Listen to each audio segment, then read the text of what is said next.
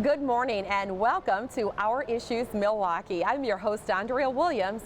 Of course, it's the holiday season, and this morning we're at Milwaukee's living landmark that's beautifully decorated for the holidays, the Mitchell Park Domes. My first guest is Jeff Boudry, who's marketing manager for the Milwaukee County Department of Parks, Recreation, and Culture. Good morning, Jeff. Good morning, Andrea. It is a pleasure to have you here, and like I just said, the domes are just beautiful. Look at that. The domes are phenomenal. I mean, if you take a look behind us, what you're seeing right now, over 1,000 poinsettias. It's just great, and it's a Milwaukee icon. So if you haven't been to the domes, it's not the domes that you may have remembered growing up. Now's the time to come, and we have a lot to talk about, all the activities that we have going on. Absolutely, but first we want to do a little history lesson because every time people talk about the domes, they'll say, oh, I remember going there when I was 9, or going as a kid, or you know, going with the family, but really a lot has changed, really modernized things from when it first was built back in the 1800s. Right. Well, you know, history's not my strong point. But I will tell you this. In 1898, this plot of land had what was called a conservatory. And it was very well known at that time. It was a beautiful place. And some of the viewers might remember at that time also, 2 years after that, we had a sunken garden. And that made national and worldwide recognition for its beauty. But that didn't last that long. And in fact, in the 30s, originally this was a city park. When the land first became available. And being in the Menominee River Valley, it was a very busy part of town. So being the first park, it got a lot of use. Then the conservatory came, and that lasted about 50 years before it was deemed that it was unsafe. And so they tore it down. And so we had this beautiful tract of land in this park environment. And at that time, the county owned it, and they got together a group of architects and had a contest where 33 different architects competed to come up with a design, what they would do with this property.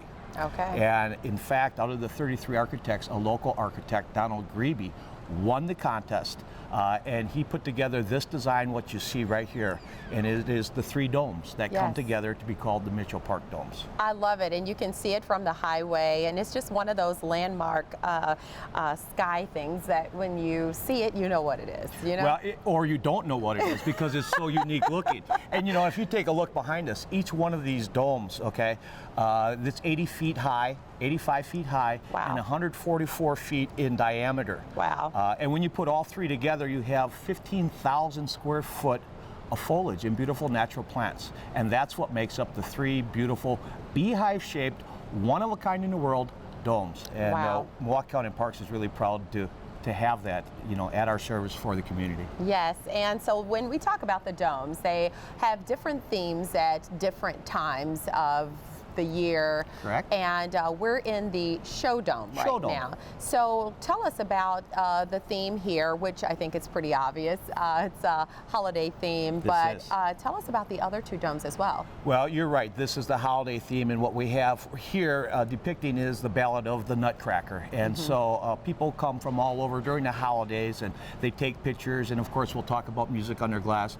But in addition to that, we have 2 other domes, and the other dome is called the Arid Dome, or some people refer to that as the Tropical Dome, where we have plant life from all over the world, again, Madagascar, the deserts, and that comes to bloom very often in the winter. And then we have the Tropical Dome, which many people call, well, they call it the Tropical Dome. Isn't that great? That's a pretty cool name. The Jungle Dome, they call that. Okay, so you have to pretty much set the temperature for whatever the theme may be with the foliage and things of that nature. Well, there is some schematics to the temperature itself, and I'm not really aware of that. We have horticulturalists on site all the time. But what is unique as a user or an attendee goes through these domes is that they are all different temperatures. Of course, the Arid Dome is going to be a different temperature and typically very cool compared to the Tropical Dome, which is going to be very moist and very muggy, and at certain types of the year it can be very hot and sweaty, and other times it's cool because of that. Well, I'm glad we're not in there. My hair would be a mess. Well, your hair looks great, so I'm glad we're right here. Just kidding. So when we talk about the domes, I did mention you guys are open 365 days a year. That's correct. There's always somebody working here. Yes. And typically during the holiday season, when a lot of places are closed and there's really nothing to do, they can always come to the domes. Yeah, you know, parks, this is a park. It's part of Milwaukee County Parks and Parks for people. And so as a community-minded, you know, the park system itself, we want to make sure that we're here for the people. So we are open all the time, and it's a great place to come to get out of the cold, to experience all the plant life. It's very therapeutic. There's a lot of doctors who will tell their patients when they're going through challenging times, why don't you just go to the domes and sit back and relax and reflect and think about life. And that's the kind of environment that this whole surrounding brings. I mean, right now, if you listen real close, you can hear that little waterfall in the background. You know, if you smell, you can smell those flowers. I mean, it just puts you in a great state of mind. And when things are really cold outside, they're always beautiful inside. That's a great point, a remedy for the winter blues, because you can bring a great book and sit under one of the shady trees and pretend that you're in this climate when in fact it might be below zero outside. That's a great idea. You are in this climate. You don't even have to pretend.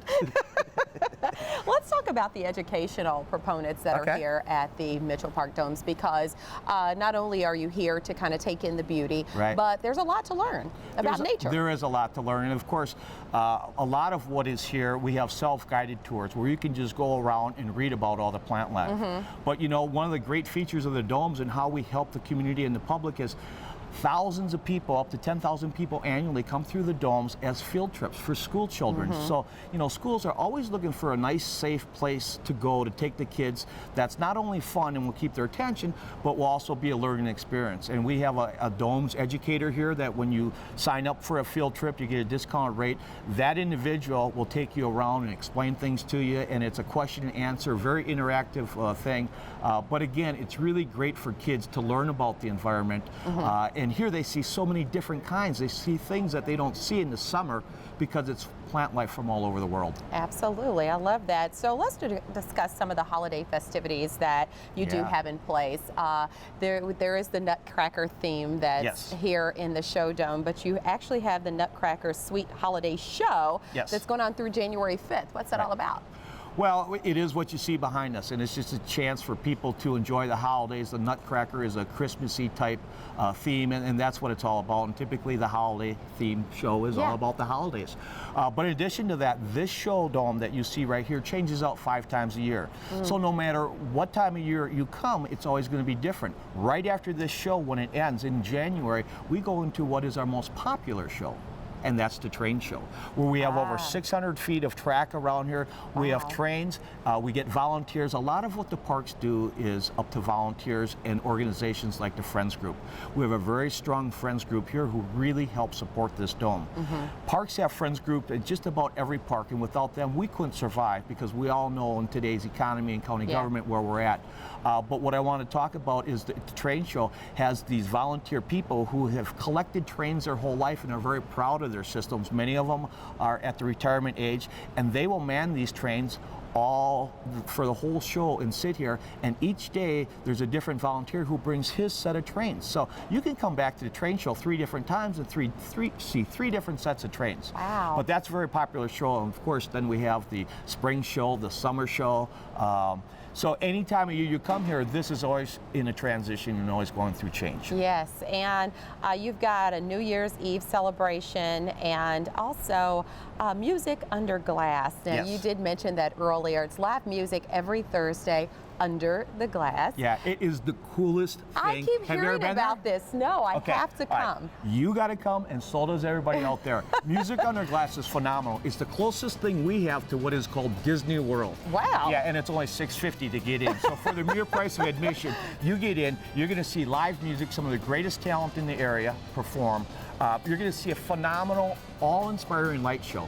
If you look up right here, there are over 400 different programs with pixels, LED pixels. Those lights all come alive and tell a story to a song. And we have 8 different songs. So every Music Under Glass, every Thursday night, we're going to show you at least 3 different light shows. Okay, and so it's putting a disco ball to shame. Oh, won't that be something?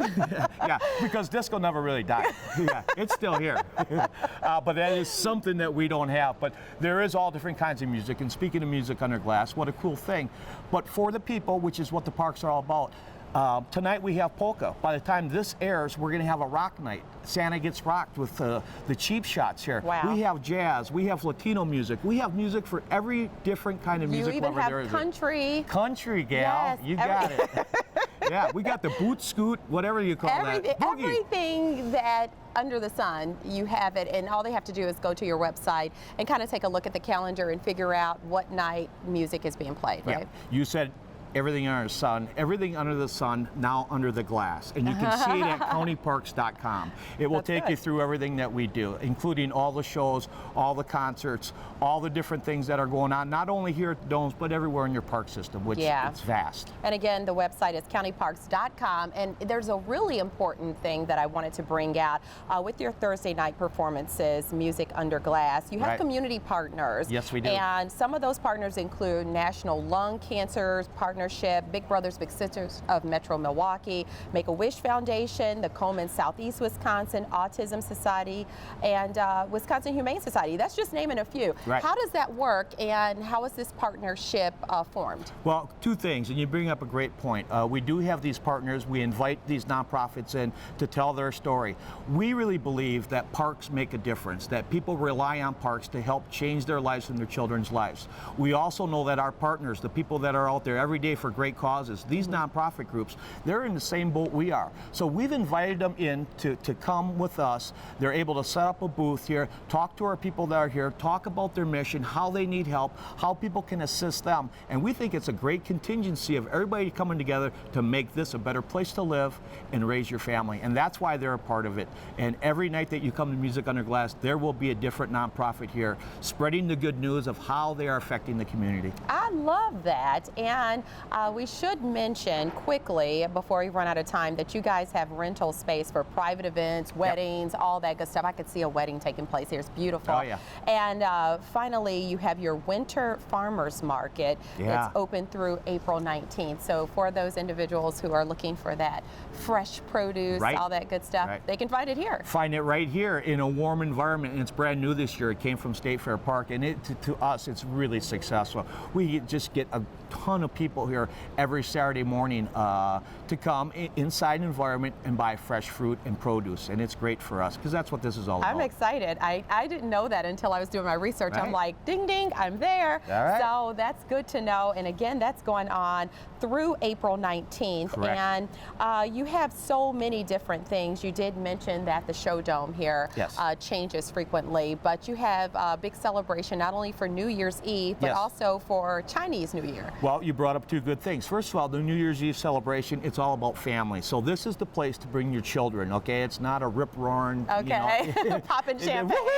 It is woohoo, but it's woohoo for kids. Yeah. And it starts early and ends early. So if you're looking for something to do with your family that night, with your children, that's a great place to come. The other thing you talked about is Chinese New Year.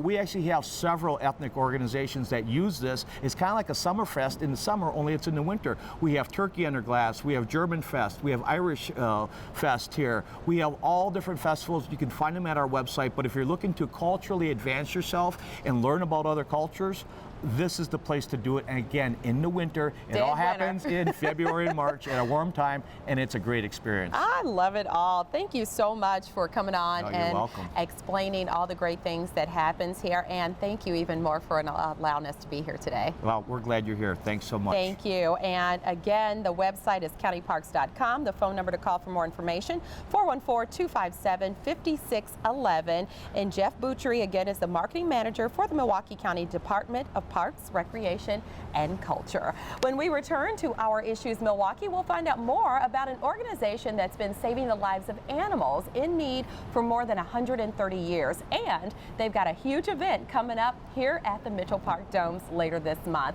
We'll find out all about that and a whole lot more when we talk to a representative from the Wisconsin Humane Society right after this.